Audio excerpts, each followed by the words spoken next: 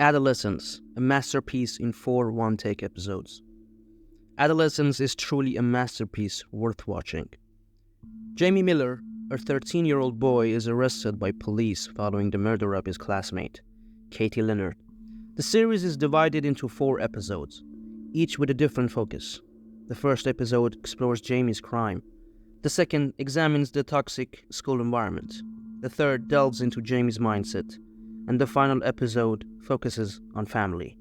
What makes this series special is that the camera never cuts during each episode.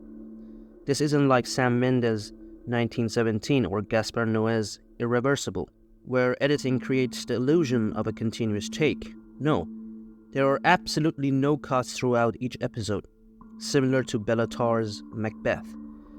This technique makes you feel like another character alongside the others, dramatically enhancing the show's impact. This series had the potential to be influential as, or even more than, 13 Reasons Why and Euphoria. But what was the true message of Adolescence? And by the end of the video, we'll also examine whether Jamie was really the killer. Let's start from the beginning. In the first episode, we see Jamie, a somewhat shy young boy being detained at his home. His family is convinced there's been a mistake and that Jamie is innocent.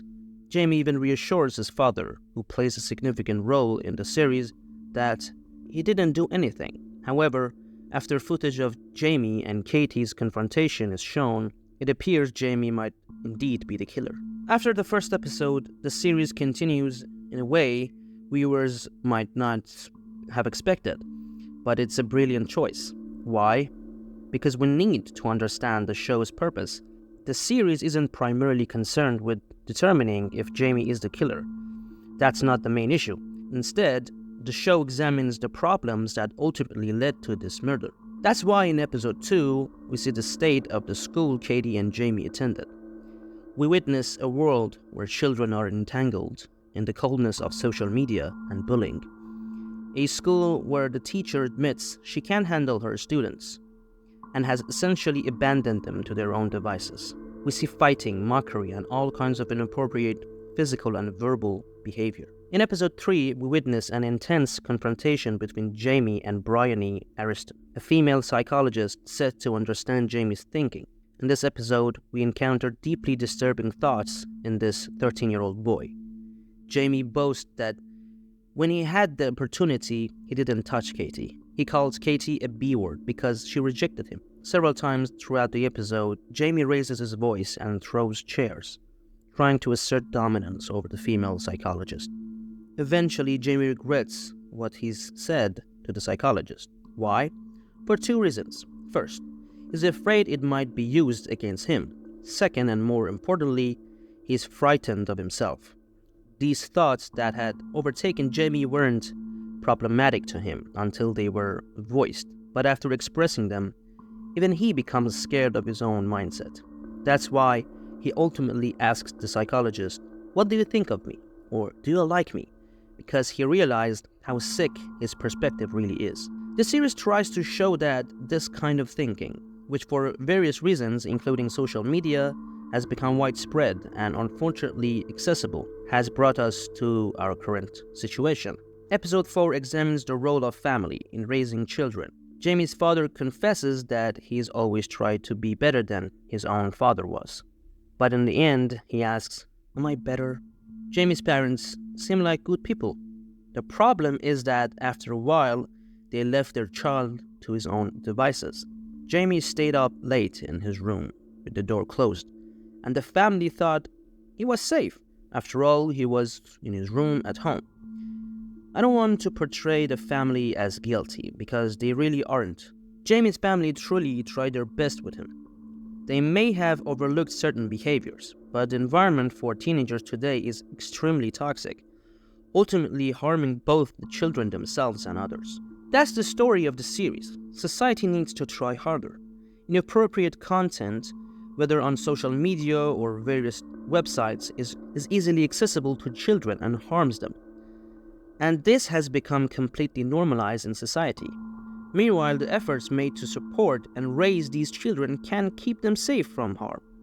One rotten apple spoils the whole bunch. Finally, is Jamie the killer?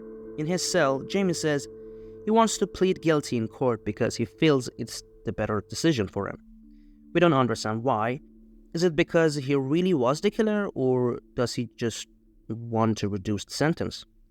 Why, if Jamie is the killer, does he tell his father, the psychologist, and everyone throughout the series that I didn't do anything?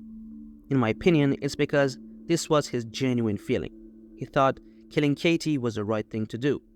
That's why he seeks validation from the psychologist at the end of the episode 3, asking, "Do you like me?"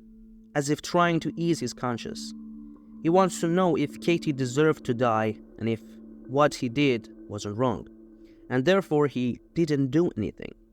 Jamie is afraid to admit he killed Katie because by saying it out loud, he might realize his actions were wrong.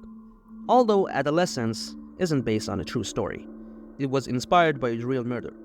Co-creator, co-writer, and star Stephen Graham, who plays Jamie's dad, Eddie, in the series, told The Independent, "I read an article about a young boy stabbing a young girl, and then maybe a couple of months later, on the news there was another young boy who'd stabbed a young girl.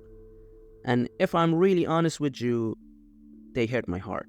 Perhaps the most important technical feature of this series, as we mentioned, is the absence of cuts throughout each episode, requiring extraordinary coordination among all cast and crew members. Interestingly, Stephen Graham said that the first episode only needed 2 takes. The first take was interrupted when the lights went out in the police station. The final episode required 14 takes. The performances in this series are incredibly natural, from 15-year-old Owen Cooper delivering his first acting experience, which has been exceptional and received worldwide praise, to the rest of the cast who created such an extraordinary work. What do you think about Adolescence? Do you think it deserves all this attention? Also, do you think Jamie Miller was really the killer in this series? Leave us your comments below. And don't forget to like and subscribe, as it will greatly help my channel. Take care and goodbye.